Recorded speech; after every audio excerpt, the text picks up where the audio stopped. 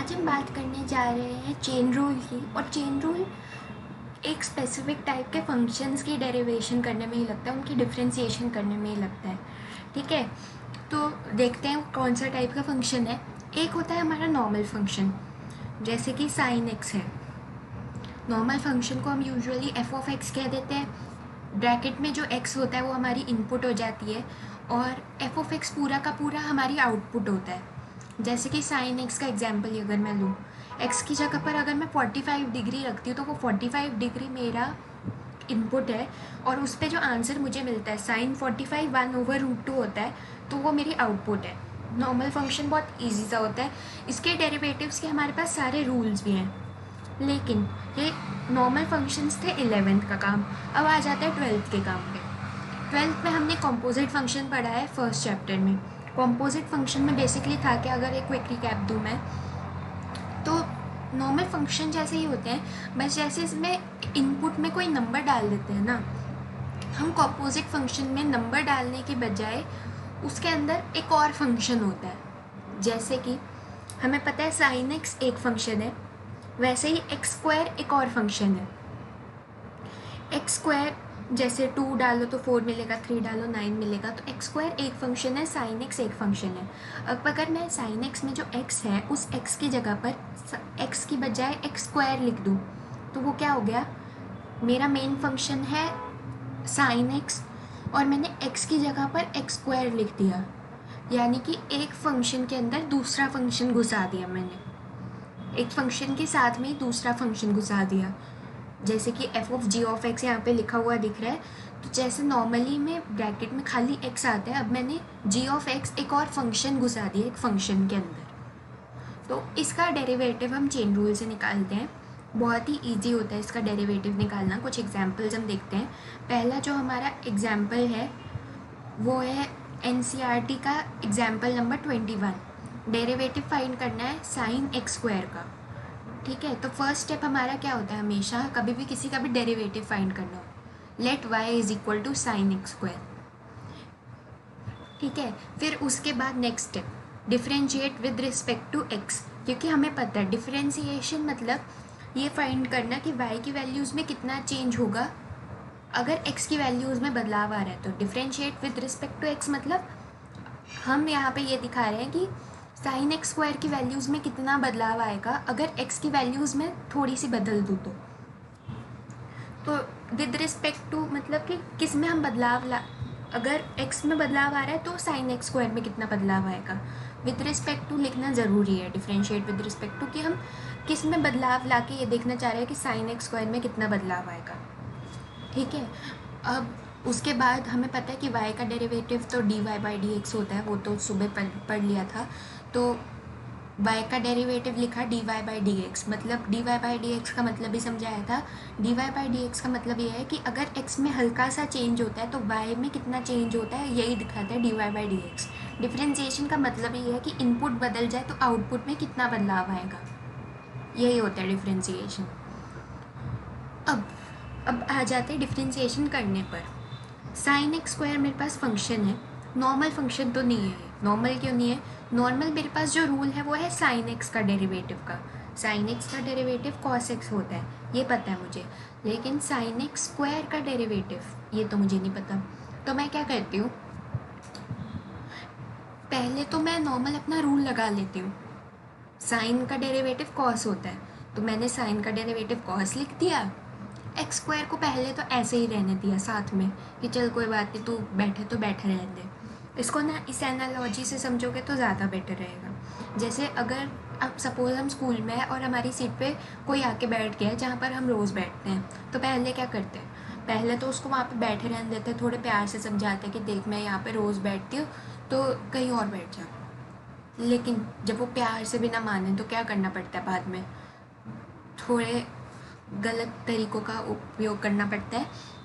तो पहले तो हमने यही किया इस एक्स स्क्वायर के साथ, इसने एक्स की जगह हथियार ली थी, तो हमने पहले तो इसको बैठे रहने दिया, नॉर्मल एक्स के जैसा वाला डिफ्रेंशिएशन ही किया, इसको साथ में लगा दिया। लेकिन अब क्या हम इसको एक्स की जगह ऐसे ही प्यार से हथियाने देंगे, क्योंकि ये तो उठने को मान नहीं रहा, तो हम इसका भी डिफ्रेंशिएशन कर देंगे। पहले हमने साइन एक्स स्क्वायर लिया, नॉर्मल रूल लगाया, क्या बन गया कॉस एक्स स्क्वायर, लेकिन रूल एक्स का था, यहाँ पर एक्स स्क्वायर आ गया। तो एक्स स्क्वायर का कुछ ना कुछ करने के लिए हम क्या करते हैं, मल्टीप्लाई कर देते हैं किसके साथ, एक्स स्क्वायर के डेरिवेटिव के साथ, जिसने एक्स की जगह हथियाई है उसके डेरिवेटिव्स के साथ मल्टीप्लाई कर देंगे। एक्स स्क्वायर का डेरिवेटिव क्या होता है, हमें पता है एक्स स्क्वायर का डेरिवेटिव 2x होता है, ये तो रूल से पता है कि पावर रूल क्या होता है कि जो पावर ऊपर होती है वो आगे आ जाती है, तो 2 आगे आ गया एक्स, और जो ऊपर वाली पावर होती है वो -1 हो जाती है। तो ये 2 ऊपर था, ये सामने आ गया, 2 में से 1 गया तो इधर 1 ही बच गया। अब पावर 1 लिखो ना लिखो बात क्या है, कोई फ़र्क नहीं पड़ता ना, पावर 1 तो मतलब वही होता है, एक्स की पावर 1 और एक्स सेम चीज़ है। तो हमने क्या किया, इसको लिख दिया is equal to cos x square into 2x। फिर क्या किया, फिर उसके बाद सिंपल सा हमने स्टेप क्या लगाया, अब देखो cos x square into 2x। अब अगर मैं इस एक्स स्क्वायर और 2x को इकट्ठे ही लिखूँ थोड़ा अजीब सा लगता है, ऐसा लगता है कि कॉस और इनपुट हमारी ये पूरी की पूरी एक्स स्क्वायर और 2x है, जबकि इधर हो क्या रहा है, इधर 2x मल्टीप्लाई हो रहा है कॉस एक्स स्क्वायर के साथ। तो क्योंकि एक्स स्क्वायर और 2x में कन्फ्यूजन ना हो, क्योंकि कई बार लोग क्या कर देते हैं, एक्स स्क्वायर और 2x दिखा, अच्छा दोनों एक्स एक्स है, मल्टीप्लाई करके आ गए into 2 cos into 2x cube करा है, कॉस 2x क्यूब आंसर दिया है और पूरा का पूरा गड़बड़ हो जाता है, क्योंकि ये इसके साथ मल्टीप्लाई हो रहा है, एक्स स्क्वायर के साथ मल्टीप्लाई नहीं हो रहा। एक्स स्क्वायर कॉस के इनपुट में है, एक्स स्क्वायर अभी कुछ नहीं कर सकता अपने मैप में, वो एक जेल में बंदा है जिसका नाम है कॉस। तो 2x कॉस के साथ मल्टीप्लाई करेगा, तो 2x हमने बस सामने लिख लिया, ये इसका आंसर था। ठीक है, अब जो हमारा नेक्स्ट यही है चेन रूल, बस कि पहले आप नॉर्मल रूल लगा दो, उसके बाद जिसने भी x की जगह हथियाई है उसके डेरिवेटिव से मल्टीप्लाई कर दो, सिंपल सा रूल है ना।